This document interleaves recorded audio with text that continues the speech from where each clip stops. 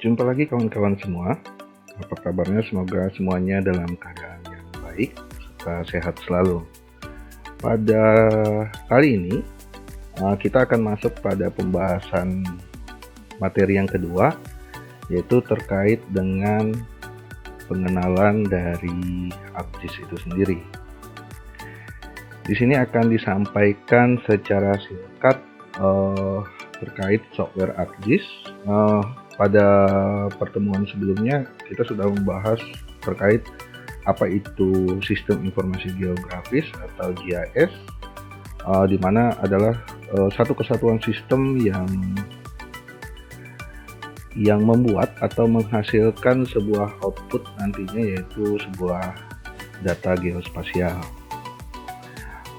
Di materi kali ini kita akan membahas atau mengenal lebih dekat secara singkat, yaitu sebuah software SIG, yaitu ArcGIS, yang sangat familiar saya kira bagi teman-teman semua, karena software ini adalah software hasil pengembangan dari Esri yang mempunyai 3 level kemampuan, yaitu ArcView, ArcEditor, dan ArcInfo, di mana ArcView itu sendiri memiliki keunggulan dalam pembuatan dan analisis data spasialnya. Kemudian ArcEditor unggul dalam pembuatan editing dan manipulasi geodatabase-nya. Manipulasi di sini maksudnya adalah manipulasi yang sifatnya positif, yaitu melakukan proses analisis dan perubahan data menjadi sebuah data baru maksudnya. Kemudian ArcInfo sendiri unggul dalam kemampuan geoprocessing-nya. Kemudian ketiga ini tadi ada ArcView, kemudian ArcEditor, dan ArcInfo digabungkan dalam satu wadah, yaitu sebagai ArcGIS. Pada saat kita menginstal ArcGIS, ada empat komponen utama, yaitu ada ArcCatalog, ada ArcMap, ArcScan, dan ArcGlobe. Nah, di ArcCatalog sendiri digunakan ini hampir mirip-mirip seperti kalau kita di Windows, biasanya kalau kita pakai sistem operasi Windows, ini seperti Windows Explorer. Jadi dia menampilkan direktori isi data ataupun data-data spasial kita yang ada atau yang sudah kita hubungkan ke dalam geodatabase ArcCatalog ini. Kemudian untuk ArcMap sendiri, ini dia lebih kepada memproses data geospasial kita ini tadi, vektor ataupun raster, dengan proses editing serta analisis spasialnya. Sedangkan untuk ArcScan sendiri, ini dia lebih menghasilkan pandangan 3 dimensi untuk sifatnya lokal atau pada satu tema tertentu saja. Kemudian ada ArcGlobe, ini lebih kepada sama seperti ArcScan untuk menghasilkan 3D analisis, tetapi dalam skala yang luas. Pada pengenalan ArcGIS kita kali ini, kita akan membahas 2 saja, yaitu ArcCatalog serta ArcMap-nya. Kenapa ArcCatalog penting? Karena di sini segala proses data kita nanti akan diolah di dalam ArcCatalog, disimpan dan diproses lebih lanjut hasil dari ArcMap ini. Semuanya disimpan di dalam ArcCatalog. Ini adalah fungsi dari ArcView tadi, kemampuan ArcView, ada ArcEditor, ArcInfo, sehingga akhirnya menjadi ArcGIS, merupakan gabungan dari ArcView, ArcEditor dengan ArcInfo. Kemudian ini lebih kepada apa sih yang dibutuhkan kemampuan dari sebuah hardware kita dalam menjalankan sebuah ArcGIS desktop. Di sini saya menggunakan 10.8. Setidaknya ini yang bisa dari sistem operasi Windows-nya 11, oke, 64 masih bisa di Windows 10, Home, Pro, dan Enterprise. Kemudian di Windows 8 masih bisa jalan. Saya tidak tahu apakah di Windows 7 ini masih bisa digunakan untuk apakah support ArcGIS Desktop 10.8-nya, karena saya belum pernah mencobanya. Kemudian ini untuk hardware-nya, CPU paling tidak 2.2 GHz. Kemudian ini platformnya 32 atau 64, 86 ini 32 nih. Memorinya minimum 4 GB, tetapi direkomendasikan 8 GB. Jadi teman-teman yang punya laptop dengan kapasitas minimum RAM-nya 4 GB sebetulnya masih bisa support untuk ArcGIS Desktop 10.8, tetapi ya diharapkan bisa main di 8 atau bisa menambahkan RAM atau memorinya.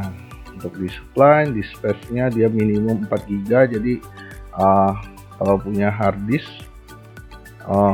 paling tidak ada tersisa ruang 4 GB, sebetulnya direkomendasikannya 8 GB. Kemudian untuk video adapternya recommendednya di Nvidia serta AMD. Baik, kita masuk ke dalam pengenalan dari ArcCatalog dulu.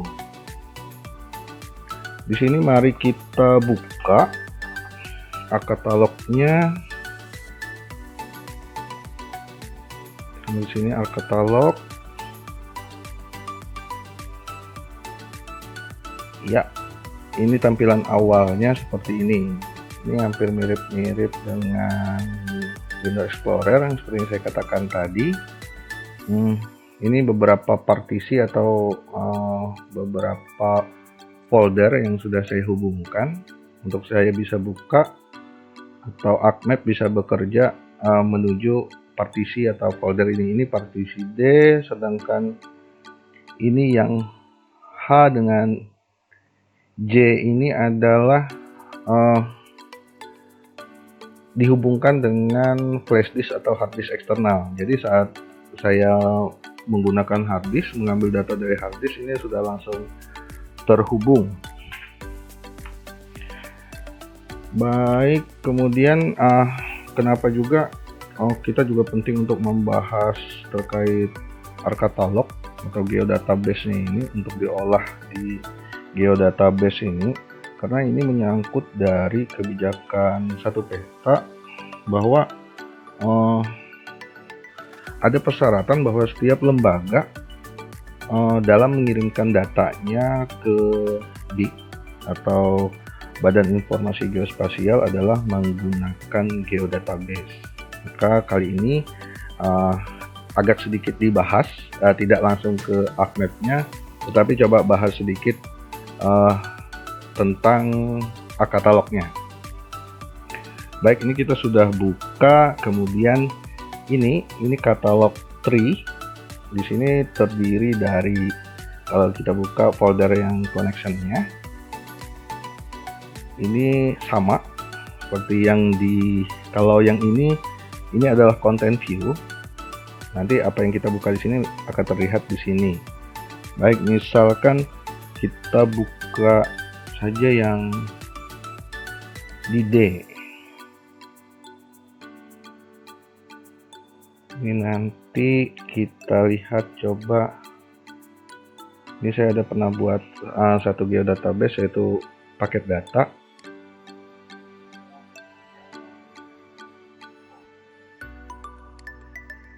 Di sini kita lihat, coba lihat ini. Ini kontennya adalah, ini berarti ini titik, poin. Kemudian apakah ada juga, ini bentuk seperti ini. Ini adalah bentuk dari polygon. Kemudian seperti ini bentuk dari line. Baik, ini Nest PA17. Ini bentuk kontennya yang ditampilkan seperti ini. Kemudian kalau kita lihat, dia punya lagi tabnya yaitu preview. Nah, di sini kita bisa langsung lihat dari isi dari feature yang ada di dalam geodatabase. Ini adalah NES ini berarti sarang, ini kegiatan survei monitoring sarang orang hutan di Stasiun Riset Pondok Ambung tahun 2017. Nah, di sini ada preview, di sini ada geografi. Ini adalah tampilan geografinya, spasialnya. Kemudian kita juga bisa melihat ke tabelnya atau data tabular atau data atributnya. Nah, ini isi dari poin ini tadi, atas spasialnya seperti ini, titik-titik ini mengandung data atribut seperti ini. Ada koordinat provinsinya, ini posisinya di SPTN berapa, mana SPTN, ya baik, ini SPTN, seksi kelolanya, resort kelolanya ini. Jadi ini data atribut ini seperti ini, keterangan ini jenis pohonnya, keliling, diameter, tinggi. Jadi seperti yang sudah dijelaskan pada awal waktu pembahasan materi 1 terkait pengenalan SIG, yaitu data vektor ini bisa menyimpan banyak dari data penunjang dari data spasialnya, yaitu salah satunya di dalam data atribut ini saya bisa masukkan atau kita bisa masukkan beberapa informasi penting yang mewakili dari satu titik. Misalkan seperti ini, geografi, kita coba melihat titik ini. Baik, di sini ini objektif light long-nya resort ini adalah pohon ubar dengan keliling pohonnya 43, diameter 13, sekian, tinggi dan sebagainya. Nah, selanjutnya ada tab description. Ini lebih ke arah metadata. Kalau data tadi pernah kita buat atau kita susun metadatanya, di sini sebetulnya ada metadata. Ini menerangkan data yang menerangkan data. Taksnya ini adalah pohon sarang orangutan, sekian jalan transaksi monitoring Polsek Ambung, kemudian ini dibuat oleh siapa. Jadi diharapkan sebetulnya memang setiap data spasial memiliki metadata. Jadi kita tahu siapa pembuatnya, kemudian itu terkait tentang apa, pada tahun berapa, sehingga apabila ada update akan lebih mudah ke depannya. Kemudian di sini ini adalah deretan dari main menunya. Kemudian ini adalah toolbarsnya. Toolbar ini sebetulnya tergantung dari kita ingin seperti ini atau lebih disederhanakan lagi. Ini bisa teman-teman masuknya lewat customize, kemudian pilih toolbar. Di sini ada pilihan. Misalnya lokasinya saya hilangkan, langsung hilang ininya. Kemudian misalkan untuk metadata ini saya coba hilangkan juga seperti ini. Atau misalkan saya tampilkan metadata, tetapi saya pindah, ini cukup teman-teman drag saja, dekatkan, kemudian kalau saya tampilkan lagi untuk lokasinya, ini lokasinya di mana, yaitu di D paket data seperti ini. Saya mau pindahkan lagi posisi semula di sini, ini cukup di drag saja seperti ini, dipindahkan seperti ini. Mudah. Kemudian selanjutnya kita coba bagaimana ini kita hubungkan dengan folder dari latihan kita. Jadi kita memakainya ini, icon ini, connect to folder. Bisa juga nanti kita simpan dia, tergantung dari teman-teman mau ingin menghubungkan katalog ini apakah dihubungkan dengan seperti yang saya sampaikan tadi, apakah dihubungkan dengan ada partisi, ini partisi D, ini E, F saya, kemudian ini G, kemudian ini partisi juga, ini G, partisi. Teman-teman cukup lakukan klik pada connect to folder, kemudian di sebelahnya ini dalam posisi belum terhubung, ini adalah untuk kita membatalkan perintah connect tadi. Misalkan kita tidak mau D ini atau salah satu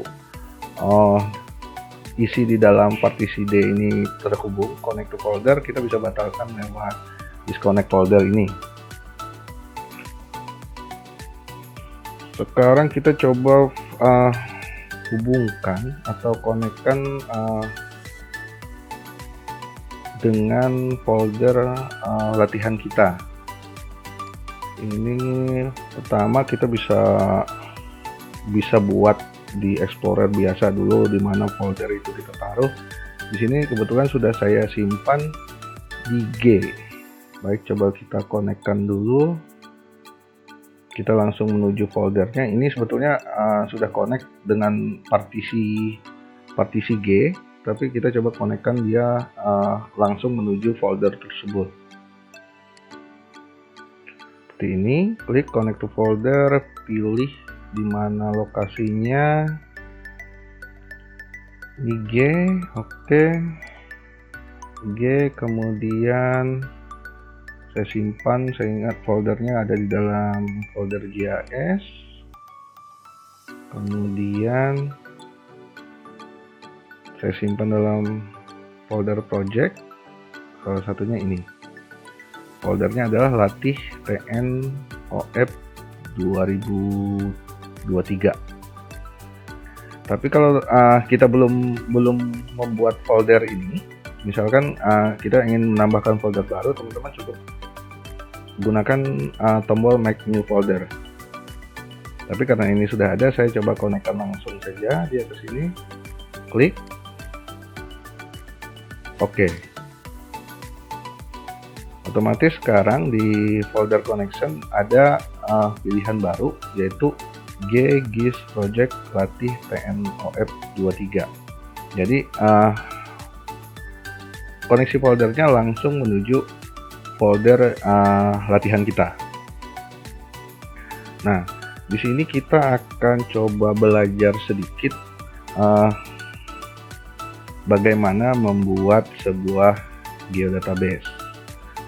Nah, nanti akan ada pilihan.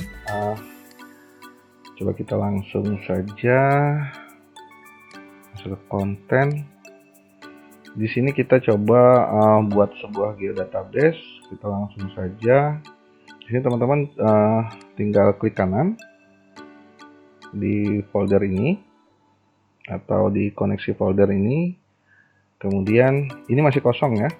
Di dalam content view-nya masih kosong. Di sini klik kanan, kemudian pilih new.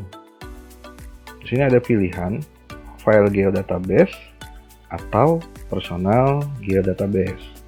Nah, kalau file geodatabase sendiri di sini kita bisa nyimpan data di dalamnya bisa sampai 1 tera. Sedangkan di personal ini sendiri ini hanya sampai 500 MB megabyte saja. Jadi kalau kita ragu sebesar apa itu nanti data yang akan kita simpan dalam sebuah geodatabase, saran saya sih kita gunakan file geodatabase ini. Pilihan ini sampai 1 tera. Baik, sekarang kita klik saja. Ini ada sebuah geodatabase baru. Di sini kita klik atau rename. Kita ganti namanya new file geodatabase ini dengan nama baru, tetapi jangan dibuang dari formatnya GDB-nya. Sini misalkan saya buat latih TNOF 2003 23. Baik, oke. Ini sudah jadi, kita sudah punya geodatabase dengan formatnya adalah file geodatabase dengan nama latih TNOF 23. Jadi pendekatan yang paling mudahnya ini menyerupai sistem folder saat kita mengolah sebuah data save file. Di dalam ini nanti kita butuh ada namanya feature dataset. Jadi feature dataset itu boleh dibilang seperti ini, seperti folder. Kemudian nanti di dalam folder itu nanti ada namanya feature class, itu adalah file-file yang ada di dalam sebuah folder, atau nama lainnya kalau di geodatabase katalog ini adalah feature dataset. Nah, untuk membuat feature dataset sendiri kita cukup lakukan klik kanan pada ini. Oh maaf, sebelumnya ini kita perbaiki, ini latih. Oke.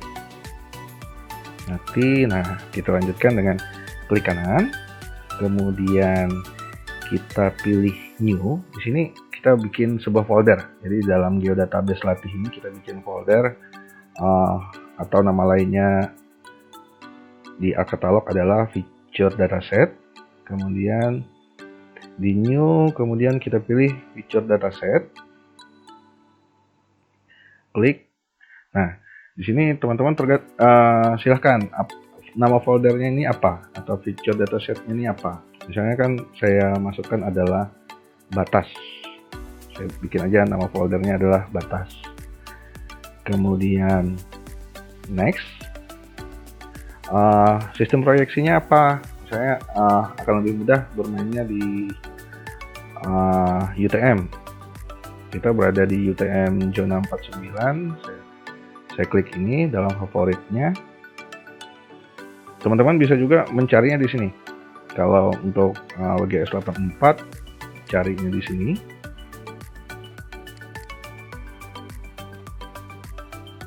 Ini, atau kalau ingin menggunakan UTM, teman-teman carinya di bagian folder Projected Coordinate System di sini. Cari ini folder WGS 84, kita masuk dalam zona S.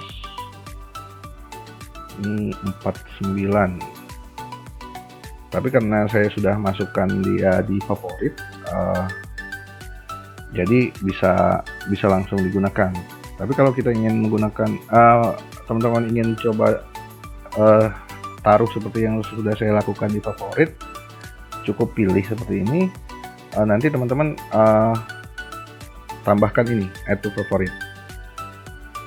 Baik, kita lanjut dulu. Saya pilih ini UTM, kemudian saya pilih next lagi.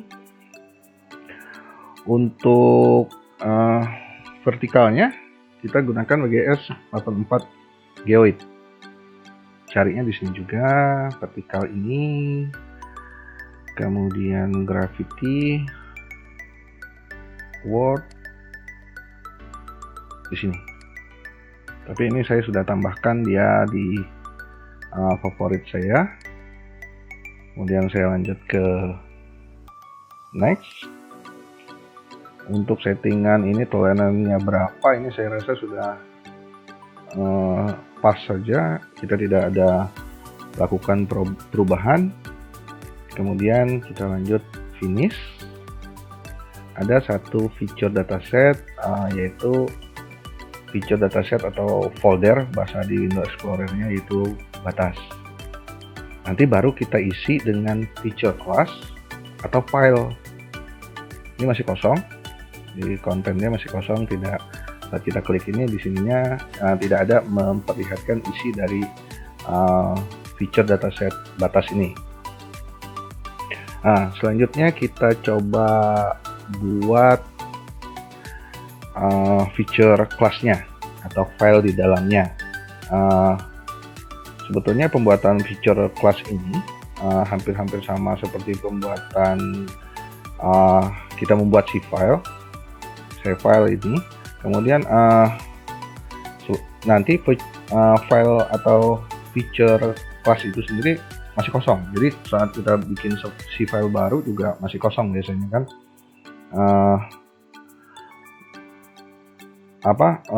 Feature kelas ini nanti bisa kita gunakan juga saat kalau kita mau digit sesuatu atau membuat file-file terkait apakah itu polygon, point, dan lain sebagainya. Untuk biar di dalam feature dataset ini nanti bisa terdapat juga feature class atau dari SHP yang kita pasti punya SHP, misalnya seperti ini. Saya punya beberapa SHP ini, nanti bisa masuk ke dalam batas, tapi itu ada proses import namanya. Nanti akan kita bahas. Baik, misalkan di sini ini kita bikin saja dulu membuat feature kelasnya. Ini kita klik kanan saja, batas ini, kemudian pilih new. Nah, di sini ada feature class. Kita klik saja. Nah, di sini kita mau buat apa, misalkan buat nama feature kelasnya. Karena ini batas, saya bikin saja PN 332.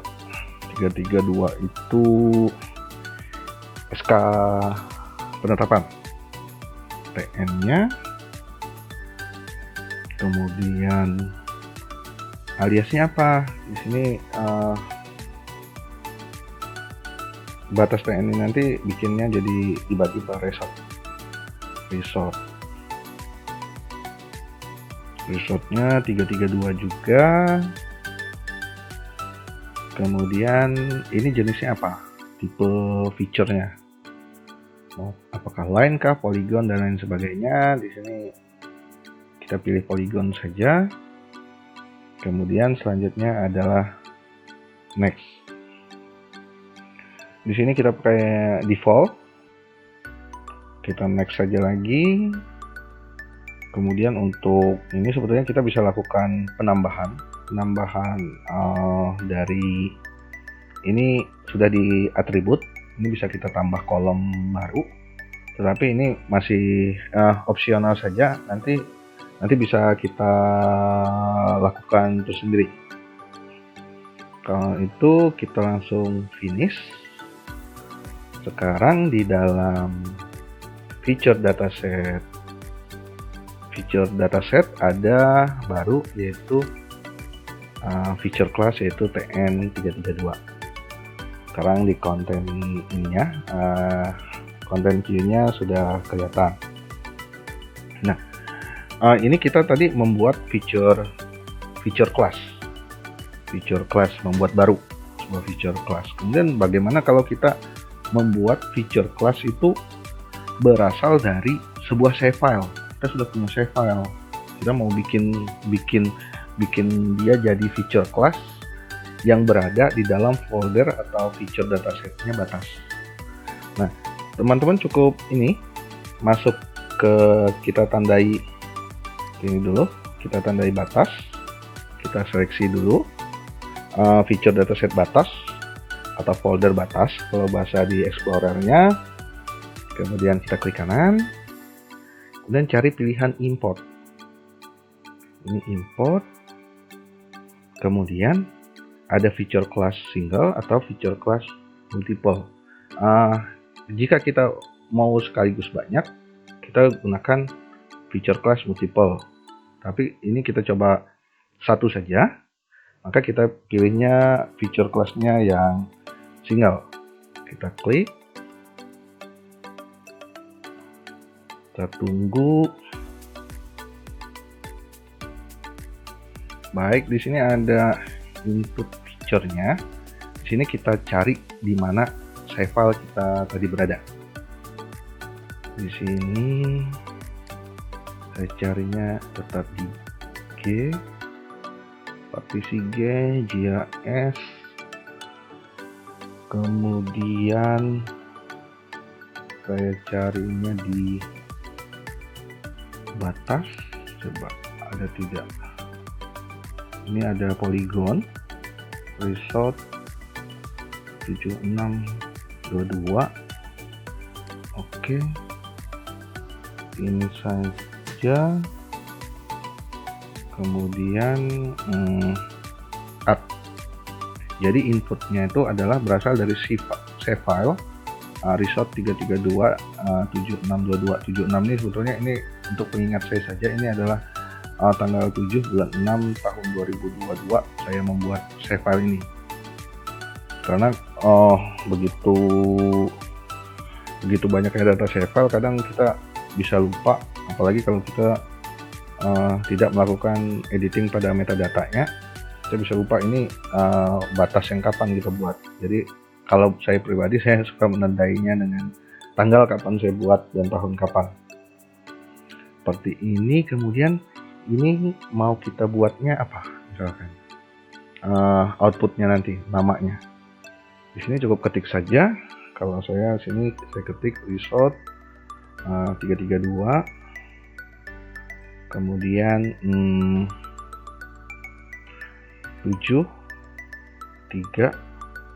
23.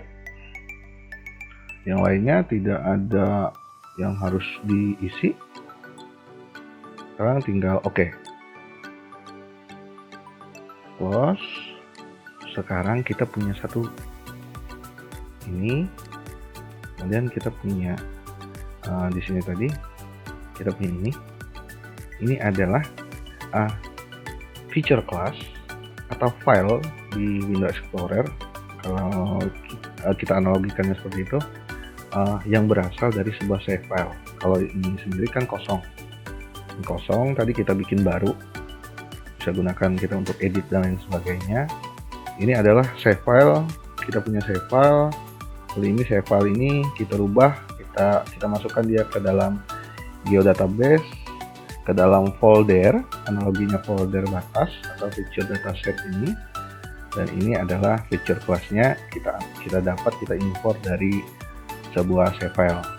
Nah, di sini kita bisa lihat kalau misalnya TN322 ini kan kosong. Kalau kita lihat previewnya kan kosong. Untuk kita lihat tabularnya juga masih kosong. Tapi akan berbeda dengan kalau kita lihat dia hasil yang save file tadi. Hasil import save file, previewnya dia sebuah data spasial berupa polygon. Kemudian di tabularnya, atributnya nama resort dan lain sebagainya, luas dan lain sebagainya. Untuk deskripsi atau metadatanya belum pernah saya buat lagi.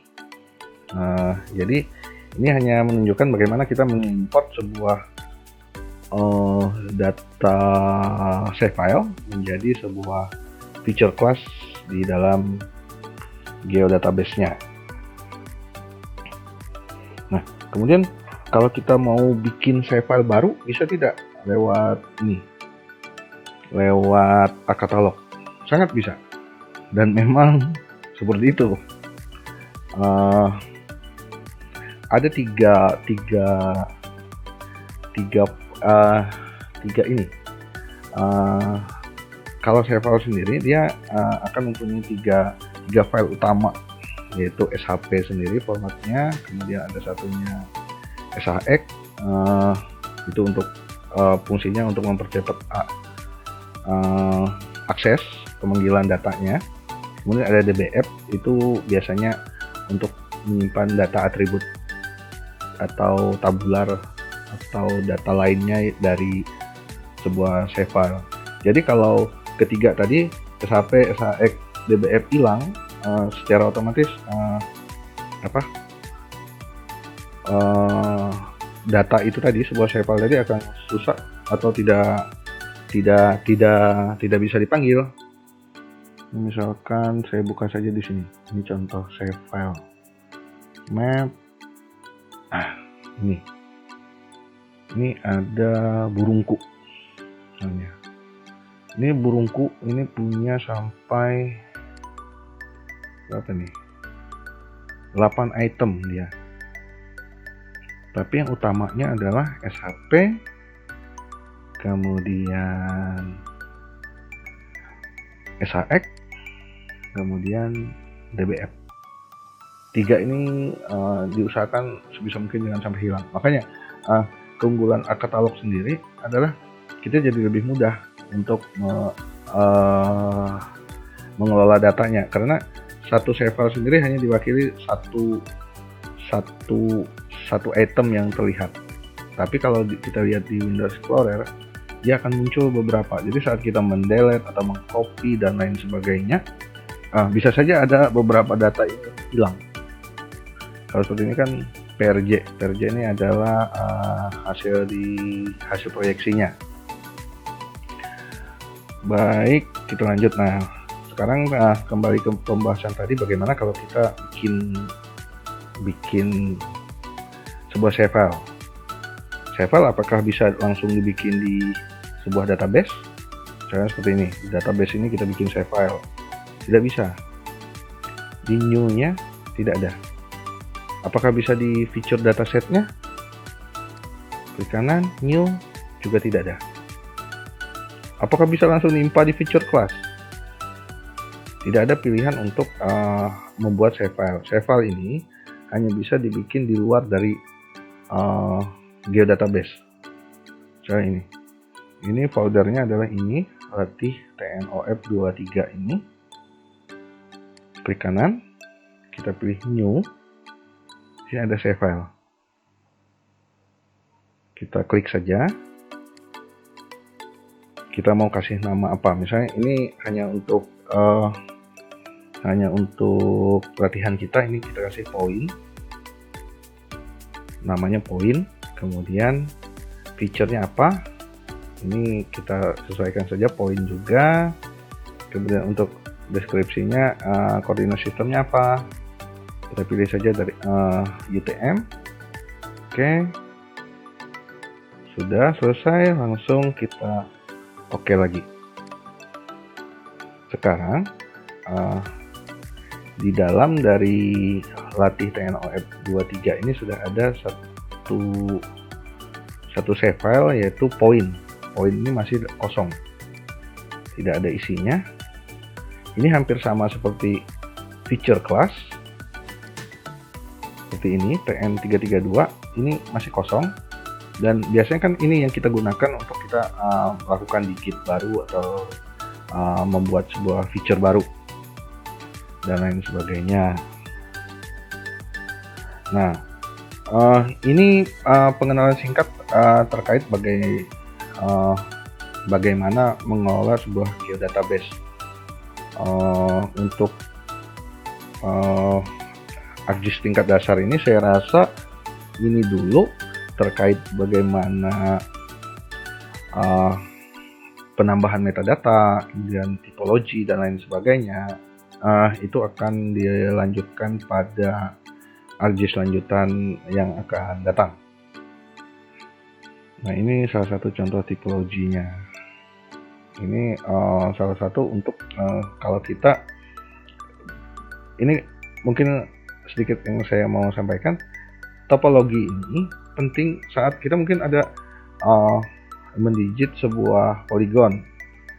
Saya mendigit misalkan luasnya itu 1 hektar, ternyata ada teman juga yang mendigit yang sama tapi luasnya tidak sampai 1 hektar. Mana yang betul? Dilakukan uji topologi, ternyata poligon yang saya buat saling timpa. Saya mungkin tidak rapi membuatnya, sehingga ada gap. Nah, gap ini bisa dicari, salah satu caranya lewat topologi. Topologi disusun di mana? Yaitu di geodatabase. Ya, database di mana dibuat, yaitu di Akatalog. Baik, sampai di sini terkait penjelasan singkat terkait Akatalog. Kita akan coba masuk ke terkait ArcMap. Kita coba masuk terkait ArcMap.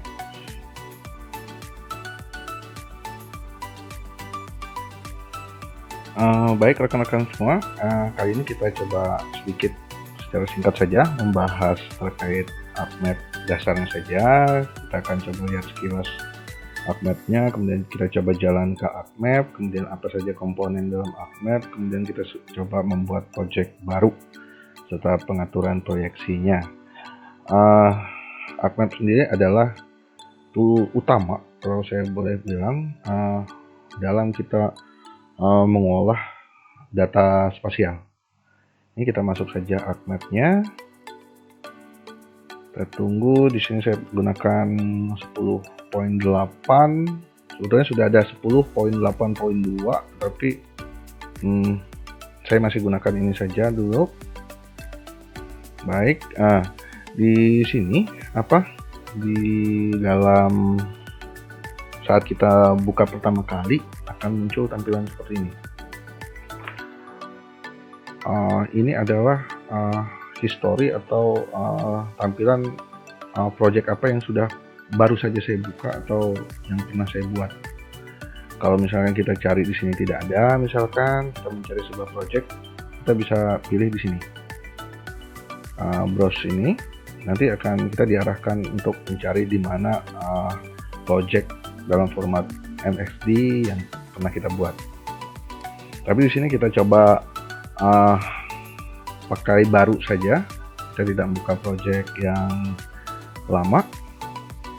Di sini teman-teman bisa masuknya gunakan barunya langsung saja lewat sini, cancel.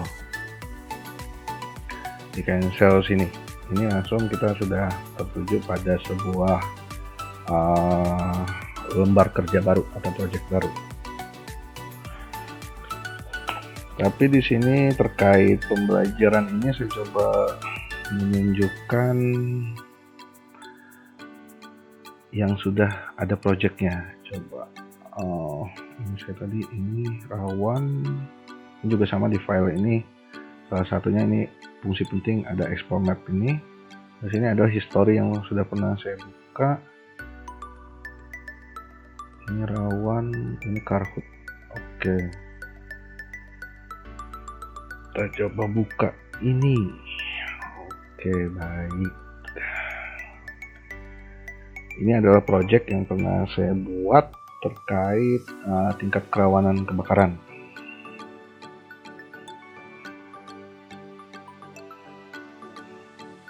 Baik, di sini kita buka adalah, kita kenali dulu. Ini utama juga, saya bilang ini adalah table of contents. Ini kemudian ini di tempat kita mengolah. Ini boleh dibilang kayak daftar isi. Nah, tapi ada yang mungkin ada, ini kok cetak tebal, ini kok tidak cetak tebal, ini posisinya ini lebih tebal, ini tidak. Ini menandakan bahwa bagian insert peta ini yang sedang saat ini aktif. Jadi dia aktif ini saat saya ngerubah apapun ikut berubah. Jadi cara aktifasinya atau tidaknya cukup teman-teman klik kanan di sini. Saya ingin aktifasi isi peta, saya buat saja seperti ini, activate. Oke. Sekarang ini dalam model layout view. Ini kita dalam layout view sekarang, bahwa yang aktif adalah frame ini. Nah, di dalam ini sendiri, di dalam table of content di sini ada namanya. Ini saya rubah dulu. Ini nanti kan kita bahas data view ini. Baik. Nah, Di sini ada namanya list by drawing order.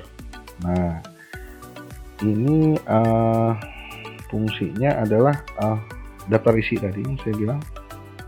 Ini menampilkan data-data save file yang ada di dalam sini, yang bisa, kalau kita perhatikan ada tanda centang, ini untuk menonaktifkan atau mengaktifkannya. Misalkan seperti ini saya cari dulu, ini misalnya post ini saya nonaktifkan, otomatis post yang di sini tadi ada namanya post 17 hilang,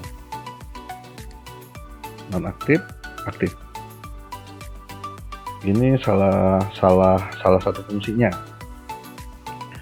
Kemudian ini kalau kita mau ini juga sekalian saya sampaikan, ini kadang kan riuh kayaknya kalau kita lihat banyak ini yang mana yang itu di dalam penyusunan ini. Sebetulnya saya keluarkan, dia berada di sini dasar. Ini ada isi petanya tematik dasar, ada namanya juga tematik. Nah, di dalam tematik ini ada isinya juga, yaitu grup. Ini kalau boleh dibilang grup yang berisi data-data. Jadi saya kelompokkan saja. Ini dikelompokkan, dasar dikelompokkan, yang mana yang tematik sifatnya tema tertentu saya kelompokkan. Seperti ini kan tematik rawannya ini saya masukkan ke dalam tema tertentu. Karena ini adalah penyusunan layout kelas rawan, jadi digunakannya adalah dimasukkan dalam grup tematik. Baik, selanjutnya kita lihat lagi, satunya adalah sebelahnya di tabel of contents, ini adalah list by source. Nah, di sini mungkin teman-teman sudah mengetahui semua. Ini menjelaskan posisi save file ini berada di folder apa, kalau itu, atau berada di feature dataset apa. Ini dikelompokkan, jadi saat kita mencarinya akan lebih mudah. Kemudian kalau yang sebelahnya ini list by visibility, ini lebih apa saja yang kelihatan, apa yang ditampilkan, mana yang tidak. Ini saja. Kemudian kalau di list by selection, apa yang terpilih, misalkan seperti ini, saya pilih saja ini. Jadi kelas rawan dalam posisi saat ini sedang terpilih. Itu saja. Kemudian kalau tabel content ini option, ini lebih kepada, kalau di sini lebih mengurutkan saja, mengurutkan data. Sini misalkan ini layer name-nya, jadi berdasarkan abjad. Ini saya balikkan lagi, oke. Nah, di ini tabel of content TOC. Nah, di sini ada satu lagi, ini adalah data view. Perubahan mereka tinggal lihat di sini. Jadi satu data view, satunya layout view. Kalau saya ingin beralih ke layout view, tinggal klik yang layout view, langsung berubah. Kita balik ke data view. Nah, di sini juga ada sama seperti di katalog, ada main menunya. Di sini banyak perintah-perintah yang mungkin yang penting, salah satunya adalah export map. Ini kita mau rubah ke image atau ke PDF. Kemudian ada copy paste pastinya juga, bisa balikan dulu. Kemudian data frame, saat kita pertama kali membuka, kita mau bermain di proyeksi apa, apakah geografis atau UTM. Kemudian ini toolbar, ini adalah toolbar. Ini tergantung rekan-rekan mana yang mau dimasukkan, mana yang tidak, mau diaktifkan atau tidak, hampir sama seperti di katalog. Dimasukkan di customize toolbar. Ini tinggal dicentang saja yang mana yang kita perlukan, mana yang tidak. Sangat mudah. Kemudian di sepanjang ini, misalkan di sepanjang ini, baik di sini, di sisi kiri atau di sisi kanan ini, kita bisa menaruh bentuk-bentuk dari tool yang mungkin membantu untuk memudahkan kita. Salah satunya kayak toolbars. Ini dalam posisinya auto hit. Ini teman-teman, kalau ini biar tetap stuck, dia jadi bagian langsung frame ini, teman-teman cukup centang saja ini langsung dia dalam posisi tetap, tidak akan auto hit.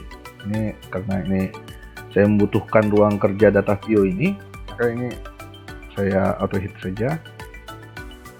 Kemudian di sini ada search. Ini search ini mempermudah kita untuk mencari apa yang di dalam Art Toolbook ini. Mungkin kita tidak hafal ini isi dalamnya ini, bagian-bagiannya. Mudahnya adalah seperti ini. Ini saat saya gunakan search, misalkan saya carinya point to line, saya cari tools booknya. Tinggal kita pilih mana point to line. Saya langsung menggunakan isi dari Art Toolbook ini. Itu saja kemudahannya. Ini juga posisi ini bisa saya pindahkan ke sini, misalkan ini saya Windows, ini image analysis, ini saya pindahkan saja dulu. Oke, ini kita bisa masukkan ke sini, ke samping sini. Kita auto hide saja, dia bisa digunakan di sini.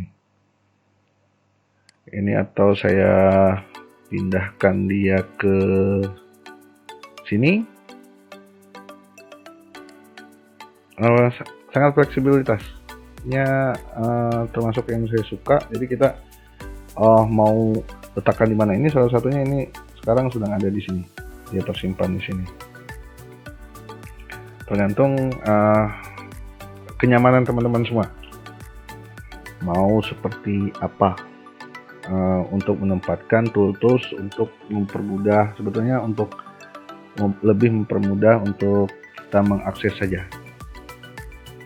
Baik, di sini kita coba masuk. Ini kita sudah kenal, ini toolbarsnya, ini menunya, kemudian ini table of contents-nya seperti daftar isi. Ini lembar kita bekerja, data view. Di sini tempat kita pengaturan dari layout. Nah, sekarang kita coba bagaimana sih cara membuat sebuah, misalkan sebuah project baru. Project baru mungkin tadi sudah dibuat sebelumnya. Kita masuk saja ke start, kemudian pilih art map-nya. Di sini kita mau buat, kita coba mau tambahkan, masukkan data. Ini baik, kita cancel saja. Di sini kita atur pertama adalah di view, pilih data frame properties-nya. Saya masukkan GS84, kita bermain di UTM. Ini UTM-nya. Kemudian kita tambahkan data baru. Tapi sebelumnya kita lihat di katalognya. Saya coba mau tambahkan import satu dulu. Ini katalog yang langsung ini untuk mudah saya akses saja, yaitu saya masukkan lagi ada poin batas. Saya masukkan, saya buat feature dataset baru saja. New feature datasetnya ini survey. Next, saya pilih ini UTM, next, create, next, biarkan finish. Ada satu feature dataset baru yaitu survei, kemudian saya isi dengan save file hasil survei.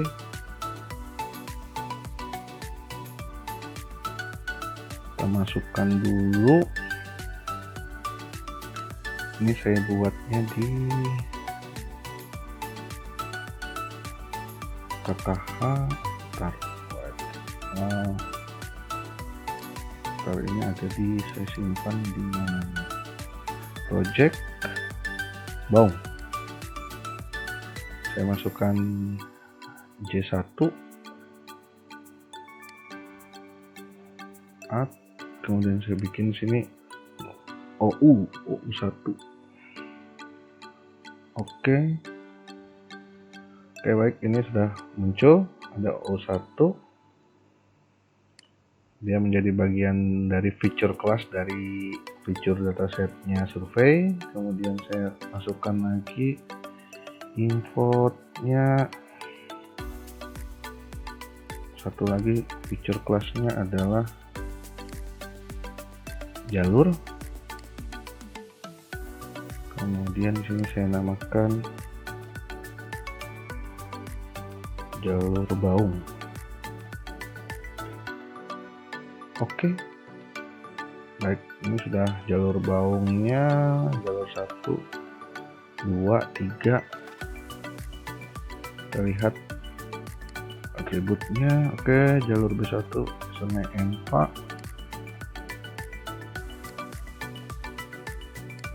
Ini PU nya gabung B1. Coba kita masukkan saja semuanya lagi di sini. Survei ini kita pilih yang importnya feature classnya multiple, jadi sekali 2 saja. Di sini saya tambahkan saja J2, J3 untuk jalur 2 dan 3. Oke, masukkannya ke situ.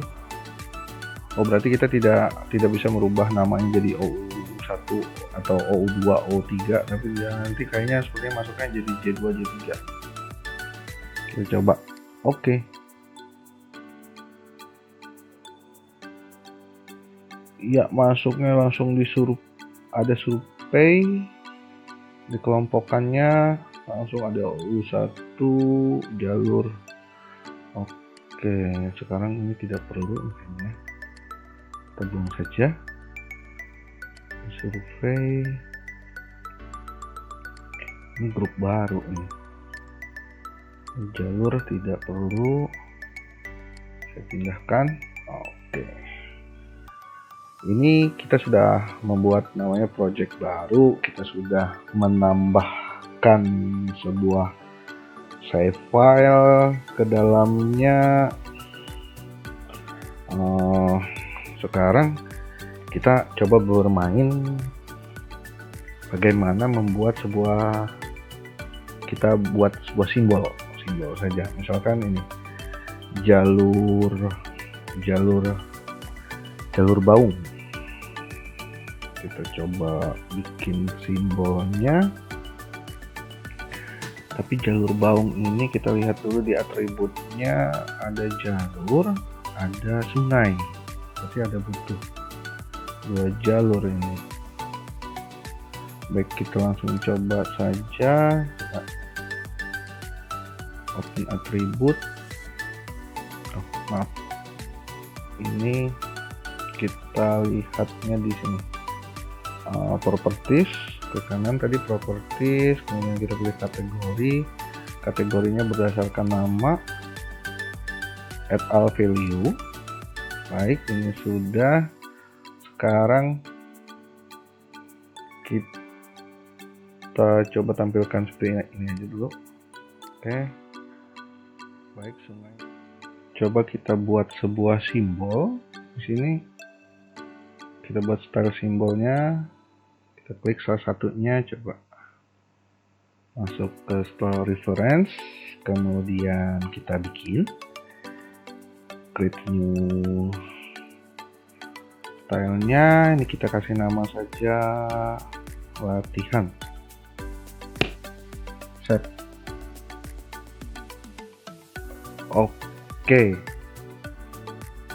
Kemudian kita lihat apakah ada sudah latihan.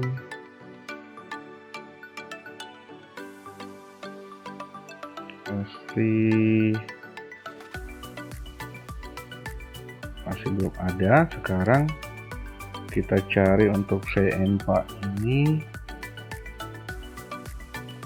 river, misalkan ini simbol biru, weight-nya 1, masuk ke style reference. Kemudian ini kita buang centangnya dan kita oke. Kemudian kita save as, masuk. Kita maksudnya menyimpan style river tadi di stylenya latihan, bentuk simbol dari sungai Empa. Oke, baik, ini set project open. Baik, berarti sekarang CM4 bentuk simbolnya biru dengan lebar 1 kita simpan di style latihan. Kemudian namanya adalah sungai. Nanti semua sungai akan mempunyai jenis simbol yang sama. Ini polyline saja, biarkan kita langsung finish. Kita lihat apakah ada file dari latihan. Bentar, ini kita aktifkan dulu style reference, kita add style list latihan, kita tambahkan, open. Baik, oke. Kita lihat, nah sekarang sudah ada style baru, latihan style, salah satunya ada sungai di dalamnya. Oke, sekarang untuk jalur B1, B2, B3 ini kita masuknya lewat sini saja biar bersamaan, atau gini, kita tambah satu lagi. Bentuk jalurnya adalah gunakan ini, ukuran 2, warnanya kuning. Save as, masukkan ke latihan style. Ini adalah jalur monitoring polyline. Tidak ada perubahan, sudah finish. Oke. Jadi untuk jalur B2, B3 nya kita gunakan tadi, bentuknya sama, adanya di sini, jalur monitoring sama. Oke, kita cari ya. Kemudian untuk misalkan simbol titiknya sendiri, ini misalkan ini terbagi lagi atas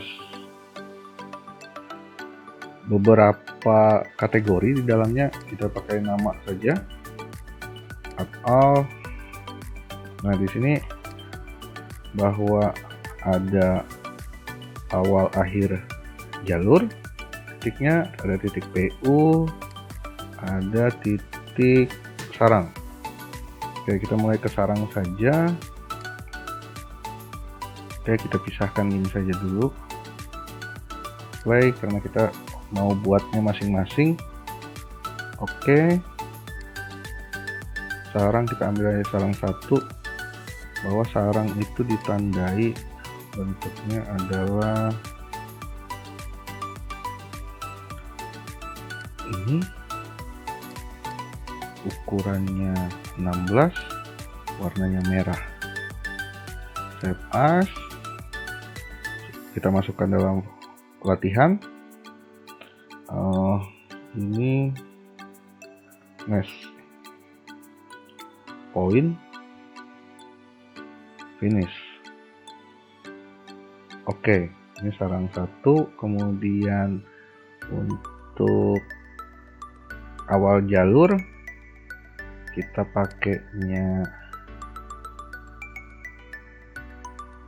kita cari, oke, pakai ini saja. Kita masukkan jadi nilainya 16, warna merah, kita save as, kita simpan latihan style. Awal, akhir, ini point, finish. Berarti sekarang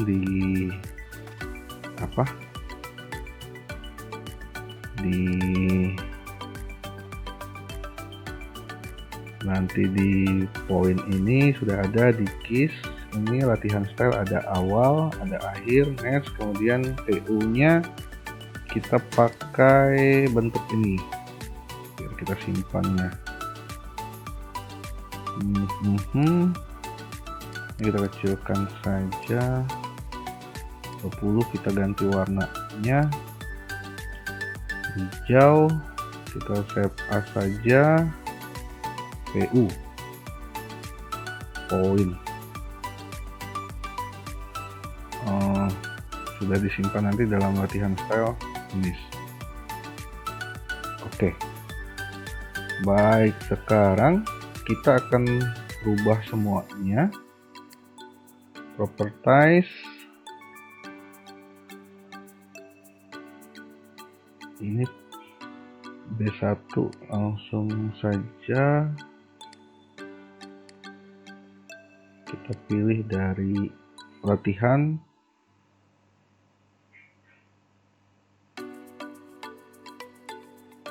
Nah, filenya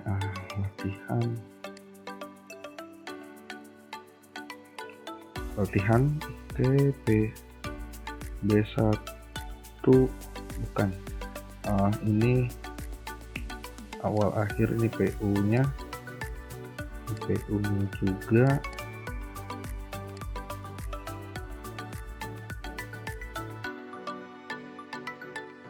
Oke, apply. Sekarang PU nya kita rubah semuanya. PU nya ada 6.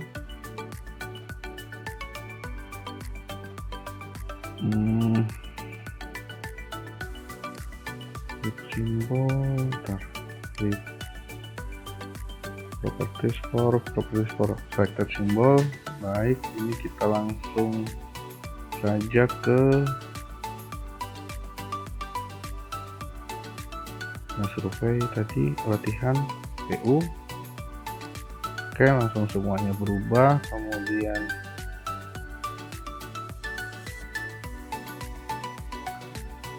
sarang, coba kita lihat sarang,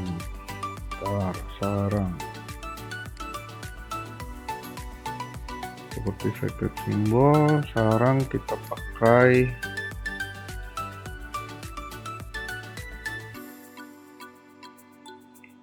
next. Oke, sementara apply. PU sudah, ini ada berubah tadi, ada di split. Oke, sip. Properties for selected symbol, awal akhirnya itu adalah ini adalah hasil kita membuat sebuah style baru. Play. Oke.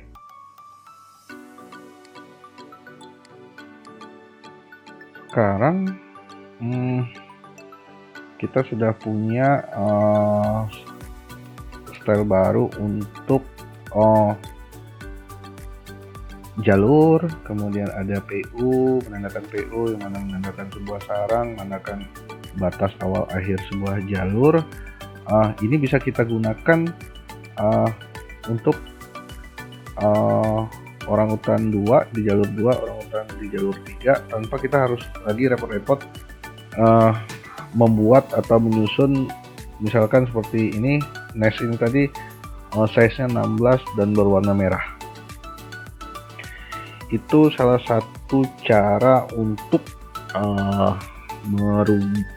membuat sebuah style dari simbol untuk kemudahan kita. Selanjutnya kita cukup, kalau ingin menyimpan project ini, cukup gunakan shapes ini. Baik kawan-kawan, ini penjelasan yang mungkin agak terlalu panjang terkait pengenalan dari ArcMap, ArcCatalog dengan fungsi-fungsinya. Sampai jumpa di materi selanjutnya.